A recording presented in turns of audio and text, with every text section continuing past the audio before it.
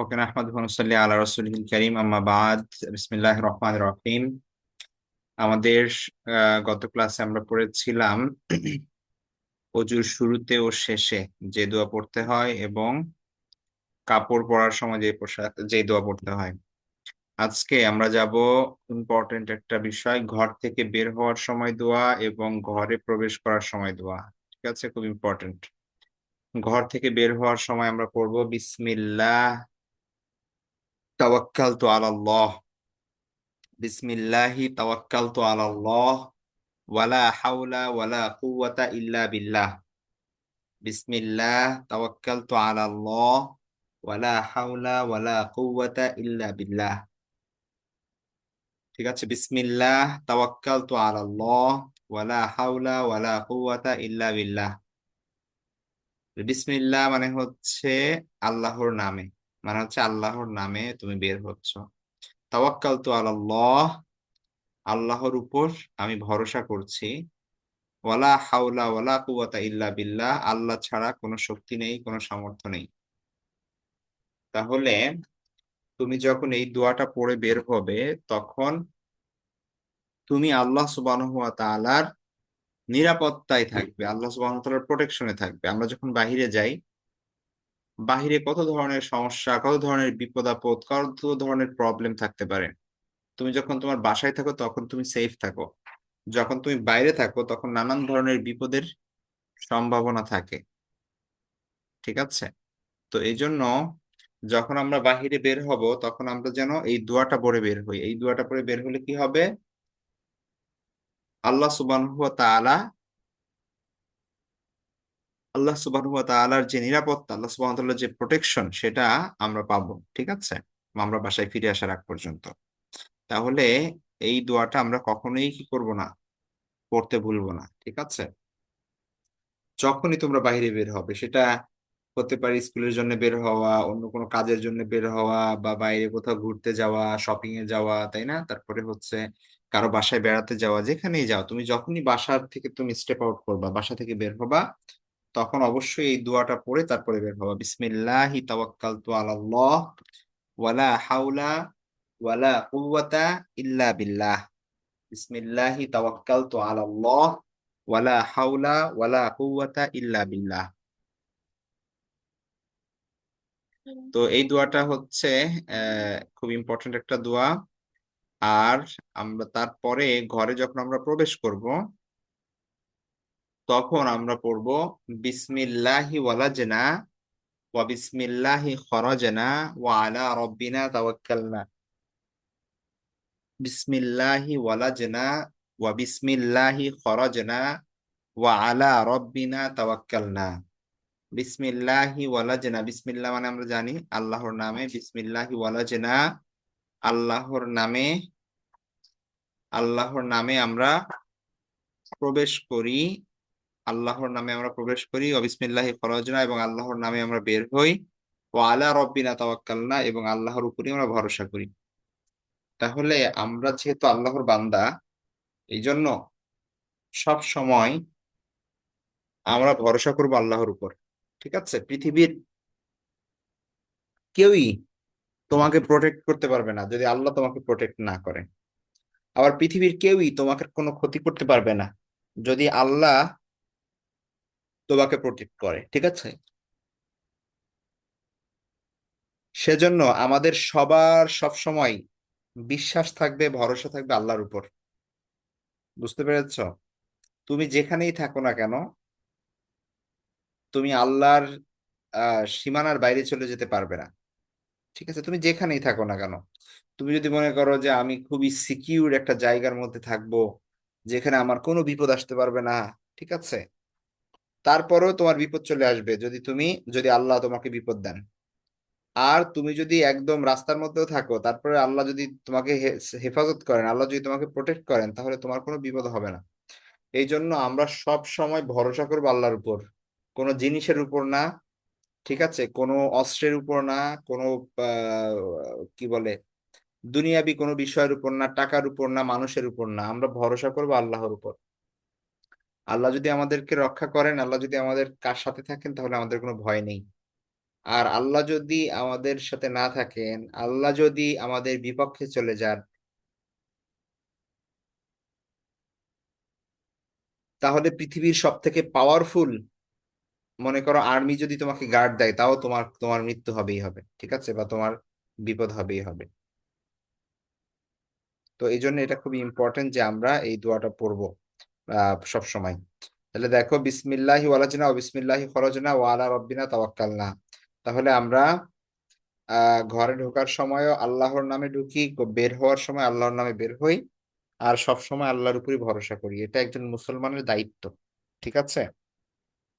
তাহলে বিসমিল্লাহি ওয়ালাজিনা ওয়া বিসমিল্লাহি খরজনা ওয়া আলা রব্বিনা তাওয়াক্কালনা।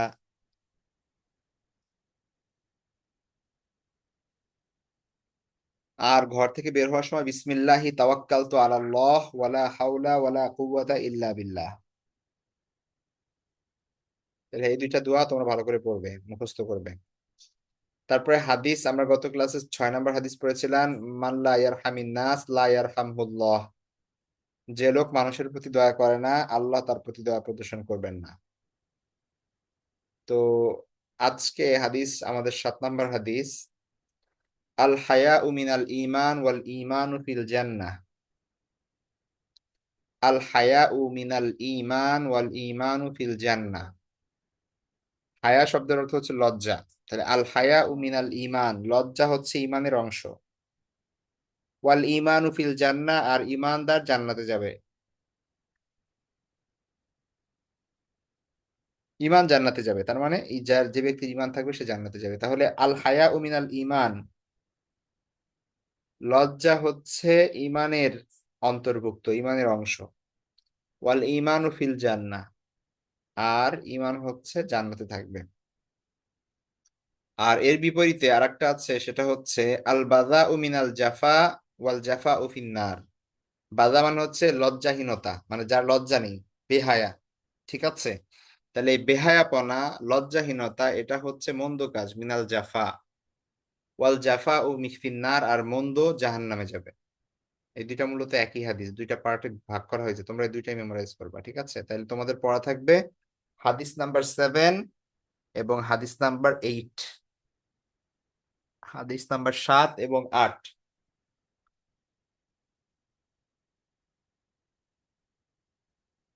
হাদিস নাম্বার 7 এবং হাদিস নাম্বার 8 তোমাদের পড়া থাকবে। তাহলে প্রথমটা হচ্ছে আল হায়া মিনাল ঈমান, লজ্জা হচ্ছে ঈমানের অংশ। ওয়াল ঈমানু ফিল জান্নাহ, আর ঈমান হচ্ছে জান্নাতে যাবে, ঈমানদার জান্নাতে যাবে। তো এই জন্য লজ্জা খুব ইম্পর্টেন্ট আমাদের সকলের। লজ্জা থাকাটা এটা একটা ভালো গুণ, ঠিক আছে। আমরা লজ্জা আছেই বলে আমরা কাপড় পরিধান করি, আমাদের লজ্জা আছেই বলে আমরা ঝগড়াঝাটি করি না, আমাদের লজ্জা আছে বলে আমরা গুনার কাজ করি না, ঠিক আছে, গুনাহ থেকে দূরে থাকার চেষ্টা করি। তো এই জন্য লজ্জা থাকা এটা খুব ভালো। আর যে ব্যক্তি নির্লজ্জ, যে ব্যক্তি বেহায়া, যার কোনো লজ্জা নেই, তাকে আল্লাহ খুব অপছন্দ করে। যার লজ্জা নাই সে যা ইচ্ছা তাই করতে পারে, ঠিক আছে। সে আল্লাহকে ভয় পায় না, কোনো মানুষকে ভয় পায় না, সে গুনার কাজ করে, পাপের কাজ করে, বা অশ্লীলতা করে, বেহায়াপনা করে, আর এটা তাকে জাহান্নামের দিকে নিয়ে যায়। তো এই জন্য আমরা সবসময় জাহান্নাম থেকে দূরে থাকবো, ঠিক আছে, জাহান্নাম থেকে আল্লাহর কাছে হেফাজত চাইবো। তো আমরা এই জন্য কখনোই এমন কাজ যেটা মানে লজ্জাহীনতার কাজ, সেই জিনিসগুলো আমরা করব না, ঠিক আছে। তো আল হায়া মিনাল ঈমান ওয়াল ঈমানু ফিল জান্নাহ, লজ্জা হচ্ছে ঈমানের অংশ, আর ঈমান হচ্ছে জান্নাতে যায়। আর আল জাফাউ আল বাযাউ মিনাল জাফা ওয়াল জাফাউ ফিন্নার, আর লজ্জাহীনতা বা অশ্লীলতা, বেহায়াপনা, সেটা হচ্ছে অত্যন্ত মন্দ কাজ, আর মন্দ কাজ জাহান্নামে যাবে, ঠিক আছে। তাহলে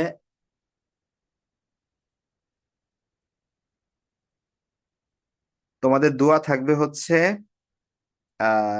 ওই দুইটা, যে বাসা বাসা থেকে বের হওয়ার সময় যে দোয়া পড়তে হয়, আর বাসায় প্রবেশ করার সময় যে দোয়া দূরে পড়তে হয়, ঠিক আছে।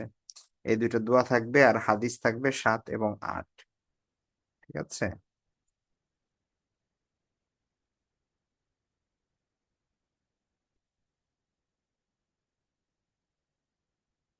চেষ্টা করলে কঠিন হবে না, আর ঘুমালে শুধু দুষ্টুমি করলে তাহলে অনেক কঠিন হবে।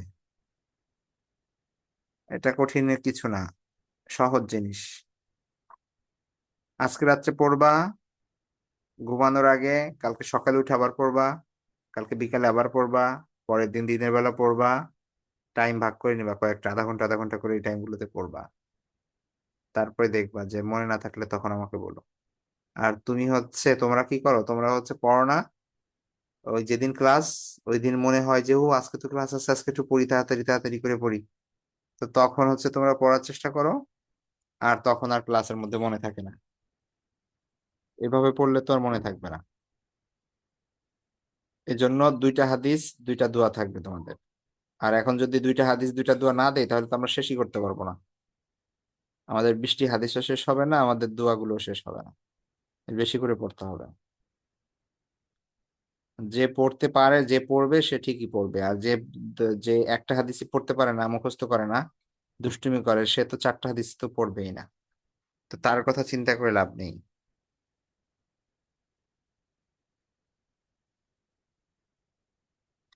ওকে, এটাকে এই দুইটা গেল হচ্ছে আমাদের দোয়া এবং হাদিস। ঠিক আছে, তো হাদিস হচ্ছে 7 এবং 8 নাম্বার, আর দোয়া হচ্ছে তোমার ঘর থেকে বের হওয়ার সময় এবং ঘরে প্রবেশ করার সময়। এই দুইটা দোয়া এবং দুইটা হাদিস থাকবে।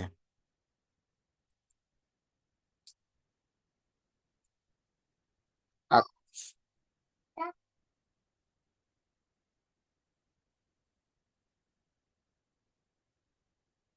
আচ্ছা, আমাদের আজকে, আমরা গত ক্লাসে আমরা দেখেছিলাম হজরত ইব্রাহিম আলাইহিসসালাম এর সম্পর্কে আমরা পড়েছিলাম, ঠিক আছে।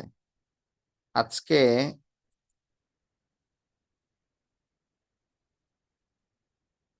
কি হয়েছে মারিয়াম, কি সমস্যা তোমার?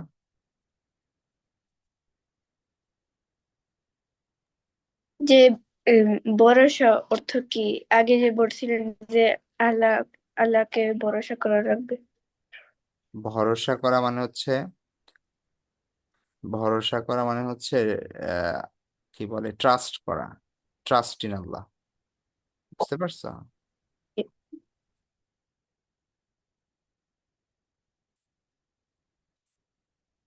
ওকে, তারপরে আমরা হচ্ছে হযরত ইসমাইল আলাইহিস সালামের গল্প দেখবো আজকে, হ্যাঁ। দাঁড়াও। তো এর আগে হযরত ইব্রাহিম আলাইহিস সালামের গল্প আমরা গত ক্লাসে শুনেছি। তো ইব্রাহিম আলাইহিস সালাম, তোমাদেরকে বলেছি যে যত নবী আল্লাহ পাঠিয়েছেন, এই সব নবীর মধ্যে আমরা যাদেরকে জানি, তাদের মধ্য থেকে যদি কয়েকজন, 2-3 জন, 4 জন, 5 জন নবী যদি তুমি বাছাই করো যে এরা হচ্ছে সব থেকে বেশি মর্যাদাবান, সব থেকে বেশি অনারেবল, ঠিক আছে, এবং তারা অনেক কষ্ট করেছেন, তো তাদের মধ্যে একজন হচ্ছে প্রফেট ইব্রাহিম আলাইহিস সালাম। তো প্রফেট ইব্রাহিম আলাইহিস সালামের 2 জন ওয়াইফ ছিল, তোমাদেরকে আগে বলেছি আমি গত ক্লাসে। একজন ছিল হচ্ছে হাজার। তো এই হাজার থেকে ইব্রাহিম আলাইহিস সালামের প্রথম সন্তান হয়, সেই সন্তানের নাম হচ্ছে ইসমাইল। তাহলে আমরা আজকে যেই নবীর নাম পড়বো, যেই নবীর গল্প পড়বো, সে হচ্ছে ইসমাইল। তাহলে ইসমাইল আলাইহিস সালাম তিনি ছিলেন ইব্রাহিম আলাইহিস সালামের বড় ছেলে, ঠিক আছে। ইসমাইল আলাইহিস সালাম তার কি আল্লাহ সুবহানাহু ওয়া তাআলা বানিয়েছিলেন আহ তাকে চমৎকার ধৈর্য দিয়ে, চমৎকার আনুগত্য দিয়ে, ঠিক আছে। সে সবসময় তার আল্লাহ সুবহানাহু ওয়া তাআলার আনুগত্য করত তার, এবং তার অনেক চমৎকার ধৈর্য ছিল। তার বাবাকে আল্লাহ সুবহানাহু ওয়া তাআলা যেই পরীক্ষা করেছে, তেমনি ভাবে ইসমাইল আলাইহিস ইসলামও আল্লাহর পরীক্ষার শিকার হয়েছেন, এবং তিনি সেই সবগুলো পরীক্ষায় যথাযথভাবে উত্তীর্ণ হয়েছেন। তো আমরা জানি যে ইব্রাহিম আলাইহিস সালাম এর যখন নতুন সন্তান হলো, ইসমাইল আলাইহিস সালাম যখন জন্মগ্রহণ করলেন, এই নতুন নিউবর্ন বেবি, নতুন বাচ্চা, তার মাত্র অল্প কিছুদিন বয়স, সেই সময় আল্লাহ সুবহানাহু ওয়া তাআলা ইব্রাহিম আলাইহিস সালামকে, ইসমাইল আলাইহিস সালামের বাবাকে নির্দেশ দিলেন যে এই ছোট সন্তানকে আর তার মাকে যেন ইব্রাহিম আলাইহিস সালাম সেই দূরে মরুভূমিতে মক্কায় সেখানে রেখে আসে। সেখানে না সে সময় কোনো পানি ছিল না, কোনো গাছপালা ছিল না, কোনো বাড়িঘর ছিল না, কোনো মানুষজন ছিল। একা একা একটা মরুভূমিতে পানি নাই, খাবার নাই, গাছ নাই, তুমি একটু কল্পনা করতে পারবা কিভাবে থাকবে এখানে? জাস্ট একজন মহিলা আর একজন বেবি। তারপরে আল্লাহ বলেছিলেন বোধহয় তিনি সেখানে তার ওয়াইফকে রেখে এসেছিলেন। তো কিছুদিন পর, মানে সেই সময় ইব্রাহিম আলাইহিস সালাম তাদেরকে রেখে চলে যান, আর আল্লাহর উপর ভরসা করে রেখে চলে যান। এবং তারপরে তার যে সন্তান ইসমাইল আলাইহিস ইসলাম, তিনি তো কান্না করতে থাকেন তার পিপাসার কারণে। আর হাজার, তার মা, তিনি তখন পানির খোঁজে এখান থেকে ওখানে দৌড়ান, যে কোথায় পানি পাওয়া যাবে। একবার এখানে দুইটা পাহাড় ছিল সেই সময় মক্কায়, সাফা এবং মারোয়া। তো সেই একবার সাফা মারোয়া, একবার সাফা পাহাড়ের দিকে, আরেকবার মারোয়া পাহাড়ের দিকে, এভাবে তিনি দৌড়ান। তো তিনি এভাবে 7 বার ছোটাছুটি করেন। ঠিক আছে। তারপরে আমরা জানি যে ইসমাইল আলাইহিস ইসলামের পায়ের কাছ থেকে একটা কূপ বের হয়, একটা পানির ঝর্ণা বের হয়, সেটাকে আমরা জমজম বলি। আমরা যে এখনো জমজমের পানি পান করি, সেটা হচ্ছে ইসমাইল আলাইহিস ইসলামের পায়ের কাছ থেকে আল্লাহ সুবহানাহু ওয়া তাআলা অলৌকিক ভাবে পানি বের করেছেন। আর এই যে তার মা হাজার, তিনি যে দৌড়িয়েছিলেন সাফা থেকে মারোয়া, মারোয়া থেকে সাফা, এই কারণে এখনো যারা হজ করতে যায়, উমরা করতে যায়, তারা সেখানে সাই করে। সাই মানে হচ্ছে দৌড়ানো। ঠিক আছে, দুই পাহাড়ের মাঝে দৌড়ায় তারা। তো তারপরে ইসমাইল আলাইহিস সালাম সেখানে আস্তে আস্তে বড় হন। হ্যাঁ, অনেক কষ্টে তার মা তাকে বড় করেন। তার বয়স যখন 10 বছর বা 12 বছর বয়স, সেই সময় তার বাবা আবার আসে, ইব্রাহিম আলাইহিস সালাম আবার সে মক্কায় আসেন। এবং এসে তিনি তার সন্তানকে বলেন যে আমি স্বপ্নে দেখেছি আমার প্রিয় সন্তান ইসমাইল আলাইহিস সালামকে কুরবানি দিতে হবে, ইসমাইলকে কুরবানি দিতে হবে। তখন তিনি তার সন্তানকে নিয়ে তিনি চলে যান। গিয়ে তার সন্তানকে বলেন যে হে আমার প্রিয় পুত্র, আমি তো দেখেছি যে তোমাকে কুরবানি করছি, এখন তোমার কি মত? তো তখন ইসমাইল আলাইহিস সালাম বললেন যে হে আমার পিতা, আপনি যা আদেশ পেয়েছেন তা আপনি করুন। নিশ্চয়ই আপনি আমাকে ধৈর্যশীলদের মধ্যে পাবেন। অর্থাৎ দেখো, তার বাবা তাকে বলছে যে আমি তোমাকে এখন মেরে ফেলবো, কুরবানি করব, জবাই দিব। আর সে বলছে কি, যে আপনি, আল্লাহ আপনাকে যা নির্দেশ করেছে আপনি সেটা করুন, আমি ধৈর্য ধরবো, আমার কোনো মানে আমার কোনো আপত্তি নাই। ঠিক আছে, তাই তার কোনো অবজেকশন নাই, কারণ আল্লাহ বলেছেন। তো এই সেই সময় ইব্রাহিম আলাইহিস সালাম যখন ইসমাইল আলাইহিস সালামকে কুরবানি করতে যাচ্ছিলেন, তখনই আল্লাহ সুবহানাহু ওয়া তাআলা ঘোষণা করেন যে তারা দুজনেই পুরস্কার, মানে পরীক্ষায় পাশ করেছে, উত্তীর্ণ হয়েছে। সুতরাং ইসমাইল আলাইহিস সালামের পরিবর্তে আল্লাহ সুবহানাহু ওয়া তাআলা একটা দুম্বা পাঠালেন, একটা পশু পাঠালেন, এবং সেটা জবাই হয়ে গেল। এর কারণে এটার এই স্মরণে আমরা এখন প্রতি বছর এই যে কুরবানি করি, হ্যাঁ, পশু কুরবানি করি আল্লাহর জন্য। এটা এই সময় থেকে চলে এসেছে, ইব্রাহিম আলাইহিস সালামের এই ঘটনা থেকে। তারপরে ইসমাইল আলাইহিস সালাম, তিনি বড় হওয়ার পর পিতা ইব্রাহিম আলাইহিস ইসলামের সঙ্গে একসঙ্গে দুজনে মিলে কাবা ঘর নির্মাণ করেন। তো কাবা ঘর নির্মাণ করার পরে ইব্রাহিম আলাইহিস সালাম তার রবের কাছে, আল্লাহর কাছে তিনি প্রার্থনা করেন, দোয়া করেন, হে আমাদের রব, আপনি আমাদের এই কাজ কবুল করে নেন। নিশ্চয়ই আপনি ইন্নাকা আনতাস সামিউল আলিম, নিশ্চয়ই আপনি সবকিছু শোনেন, সবকিছু জানেন। তো তারপরে আল্লাহ সুবহানাহু ওয়া তাআলা নির্দেশ দিলেন তাদেরকে, তারা যেন মানুষকে আল্লাহর ইবাদতের দিকে আহ্বান করে, এবং সব মানুষ যেন মক্কায় আসে, এসে এখানে আল্লাহর ঘরে যেন তারা ইবাদত বন্দেগী করে। তো এভাবে ইসমাইল আলাইহিস সালাম আল্লাহর একজন নবী হিসেবে এই মক্কায় তিনি থাকেন, এবং কাবা ঘরের দায়িত্ব তার থাকে। এবং এই কাবা ঘর, সেখানে হয়, সেখানে মানুষ আল্লাহর ইবাদত করে, এই সব কিছু চলতে থাকে এটা ইসমাইল আলাইহিস সালামের তত্ত্বাবধানে। তো তারপরে খুব ডিটেলস আমরা জানি না, কোরআনে আর খুব বেশি বর্ণনা ইসমাইল আলাইহিস সালাম সম্পর্কে নেই। তো ইসমাইল আলাইহিস সালাম ইন্তেকাল করার পরে তার সন্তানরা এখানে বসবাস করতে থাকে, এবং তারপরে তার সন্তানরা, এভাবে চলতে চলতে ইসমাইল আলাইহিস সালামের এই সন্তানদেরকেই এখানে কুরাইশ বলা হয়, যাদেরকে আমরা জানি যে মক্কায় বসবাস করতো। এবং আল্লাহর নবী সাল্লাল্লাহু আলাইহি ইসলাম যে কুরাইশ বংশে জন্মগ্রহণ করেছিলেন, ইসমাইল আলাইহিস ইসলামের সন্তানদের মধ্যে থেকে এই বংশ ছিল। ঠিক আছে। তো তো আমরা এই গল্প থেকে, ইসমাইল আলাইহিস ইসলামের জীবনী থেকে আমরা জানতে পারি যে আল্লাহ সুবহানাহু ওয়া তাআলার উপর কতটা ভরসা আমাদের রাখা উচিত। আল্লাহ ইসলামের জন্য বা আল্লাহর জন্য আমাদের কতটা ত্যাগ স্বীকার করা উচিত, কতটা কুরবানি দেওয়া উচিত। ঠিক আছে, বা কতটা কষ্ট স্বীকার করা উচিত। এবং কতটা ধৈর্য এবং ইসমাইল আলাইহিস সালাম কতটা ধৈর্য ধরেছিলেন এবং ধৈর্যের পরে আল্লাহ সুবহানাহু ওয়া তাআলা তাকে সফলতা দান করেন। সুতরাং যদি সফল হতে হয় জীবনে তাহলে অবশ্যই আমাদের ধৈর্য ধরতে হবে। এই বিষয়গুলো আমরা এখান থেকে শিখতে পারি। তো এই ছিল সংক্ষিপ্ত ঘটনা ইসমাইল আলাইহিস ইসলামের। নেক্সট ক্লাস ইনশাআল্লাহ আমরা আরেকজন নবীর কে নিয়ে তার গল্প শুনবো ইনশাআল্লাহ। তো আজকে এ পর্যন্তই থাকবে আমাদের। তোমাদের কারো যদি কোনো কোয়েশ্চেন থাকে জরুরি সেটা বলতে পারো, হুজুর ফি আমানিল্লাহ। আদারওয়াইজ আমরা শেষ করে দিব। কারো কোনো কোয়েশ্চেন আছে? হুজুর কারো কোনো কোয়েশ্চেন আছে? আসসালামু আলাইকুম। হুজুর আসসালামু ওয়ালাইকুম আলাইকুম। আসসালাম। ঠিক আছে তাহলে, ভালো থেকো সবাই। আল্লাহ হাফেজ। আসসালামু আলাইকুম রহমতুল্লাহ। হুজুর আসসালামু আলাইকুম স্যার। আল্লাহ হাফেজ। আসসালামু আলাইকুম।